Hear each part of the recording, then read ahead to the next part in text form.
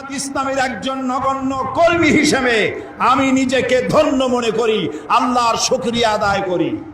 আল্লাহ তাআলা বলেছেন, আনাকিমুদ্দিন ওয়ালা তাতাফাররাকু, আমার দ্বীনকে প্রতিষ্ঠা করো আর এই ব্যাপারে কোনো মত পার্থক্য করো না। জামাত ইসলামী বিগত অর্ধ শতাব্দী পূর্বে এই উর্বর জমিনে তাওহীদের বীজ বপন করেছিল।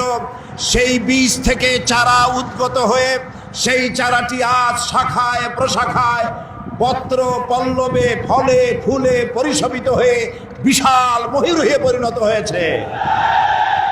এই জামাত ইসলামের একজন নগণ্য কর্মী হিসেবে আমি নিজেকে ধন্য মনে করি, আল্লাহর শুকরিয়া আদায় করি।